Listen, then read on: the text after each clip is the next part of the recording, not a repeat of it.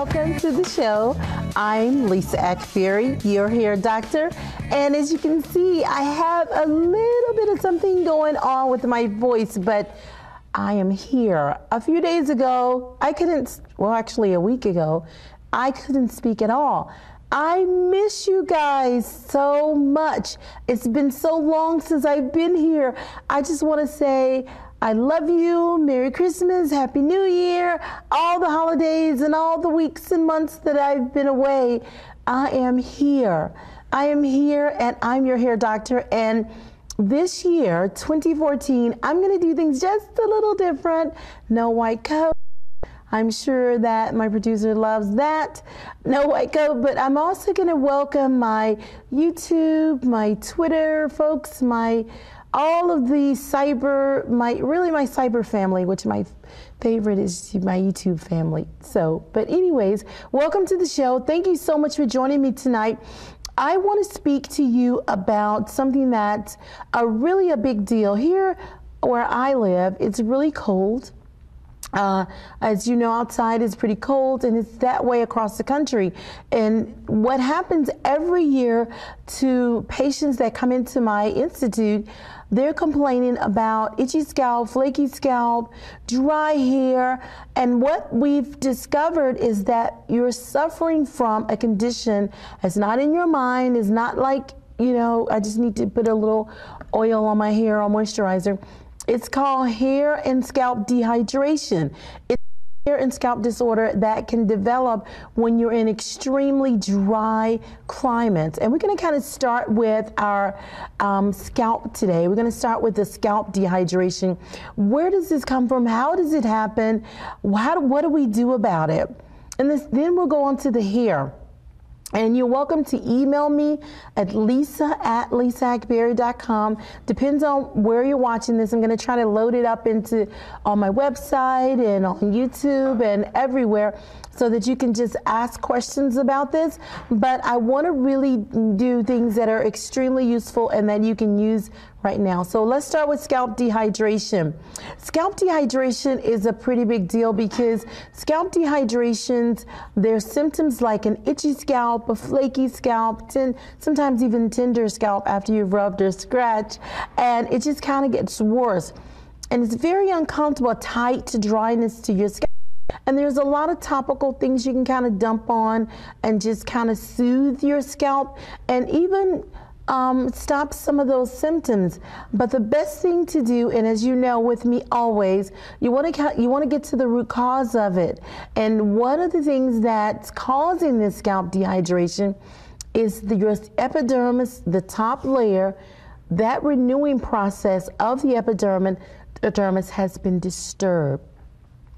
And what I mean by that, as the scalp, the dermis pushes away and to try to create new skin and pushes away those dead cells, they become the epidermis, and they're supposed to stay hydrated, or they will begin to dry up faster than they should and peel away excessively. Some people will label it as dandruff because dandruff, by definition, let's face it, is an excessive peeling of the scalp. So it could look like dandruff, but it's really just the dry skin on the surface of the epidermis peeling away prematurely and excessively. So how does that happen?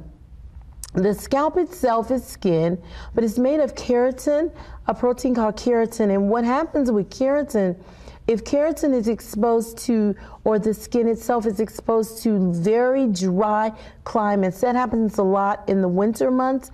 It happens also in the times where if you live in areas where it's really dry all the time. So what happens, the epidermis itself begins to dehydrate. It's already dry cells, it's made of a protein, so it begins to dehydrate. So what happens, the moisture levels drop lower than normal. So the scalp, what happens with the scalp, the tissue begins to separate and it peels, as I said, faster than it. So what do you do about that? Some people, like I said, will dump certain products, and you'll see them all across the television, on the internet. There are all kinds of products that say, well, put this on top and this will take care of it. Well, there's more to it than that. Most people will shampoo less and they'll dump these products on. This is the formula to having a healthy scalp and having it maintained. My scalp does not dehydrate in the winter. And the reason it doesn't, because I create a certain environment for my scalp and I keep it in that environment. Now, what is that environment? We have to start with clean. And one of the things that I said earlier, most people will say, okay, it's so dry outside, I'm just not going to shampoo my scalp. And you will even have some dermatologists say, this is true, you should shampoo less.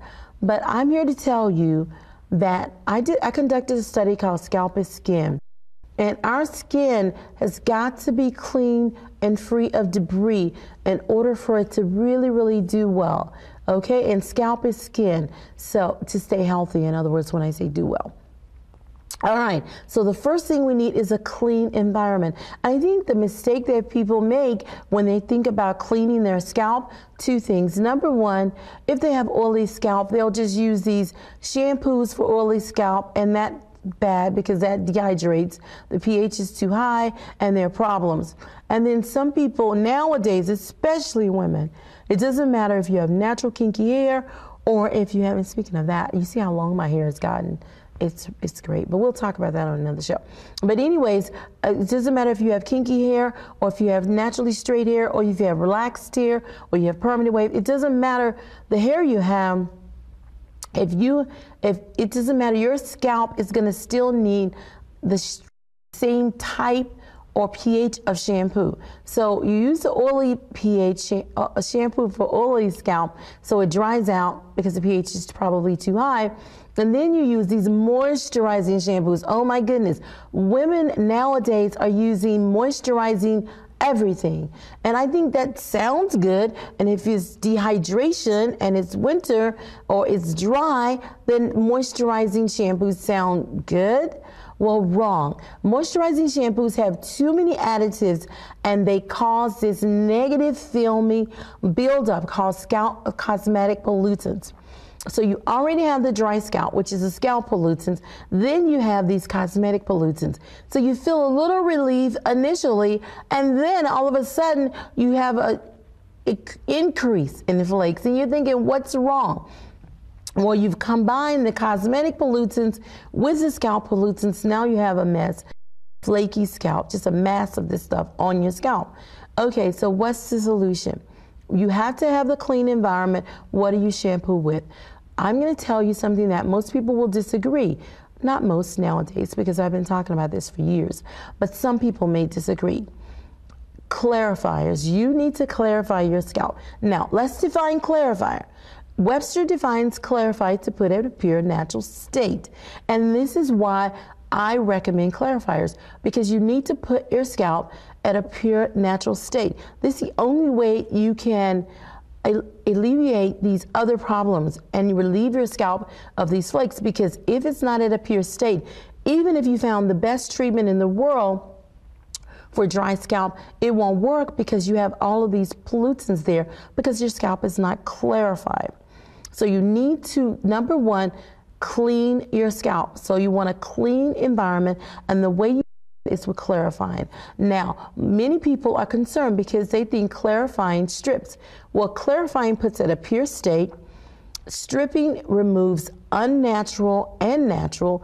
Clarifying removes only unnatural. So whatever's supposed to slough off or shampoo away, that's what the clarifier will do. Okay, so how do we prevent these problems if we're shampooing and we're trying to get a clean scalp? Well, you have to look at the pH of your shampoo. So everyone, turn your bottle around, look at the little number on the bottom, and that number tells you the pH. It's a little number in the corner. It tells you the pH of your shampoo.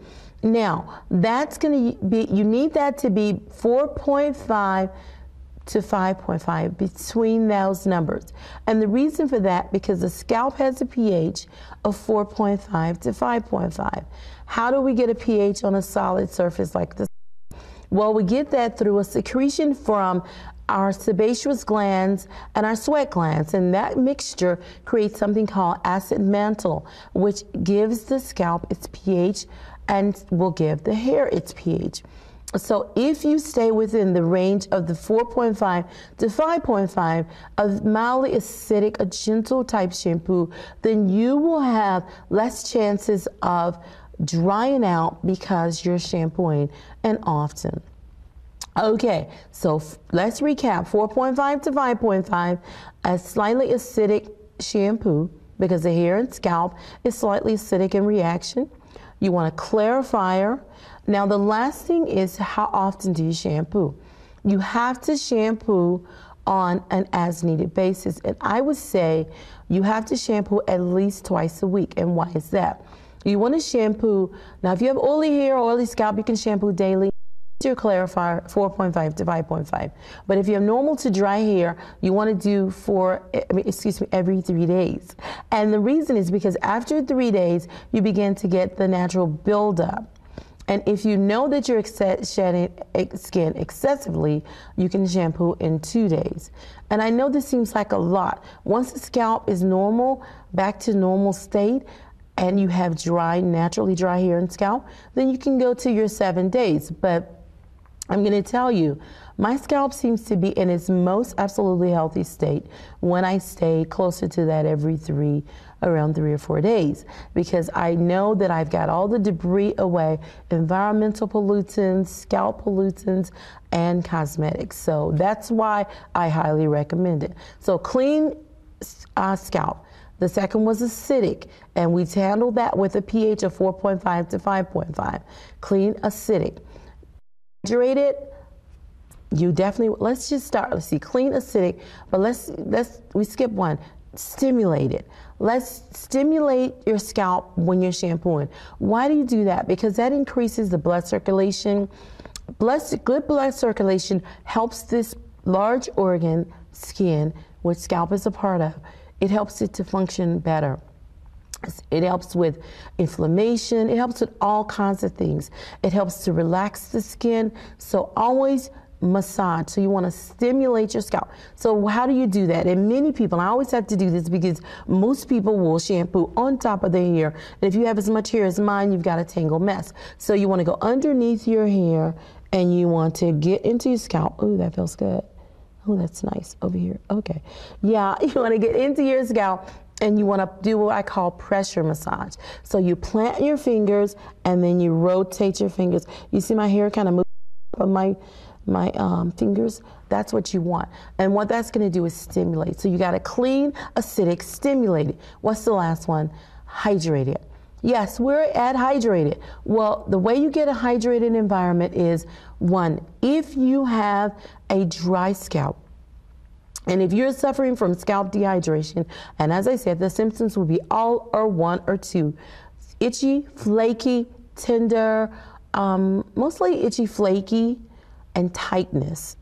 And the tender only comes after you've scratched and rubbed too much. So itchy, flaky, and more tightness, then you know that those are some of the symptoms and telltale signs of a dehydrated scalp. So at that point, the way you hydrate is by taking an oil, because you don't hydrate with oil, but what the oil is going to do is going to seal in your natural hydration. Well, you say, well, my hair and scalp is suffering from scalp dehydration, so it's not naturally hydrated.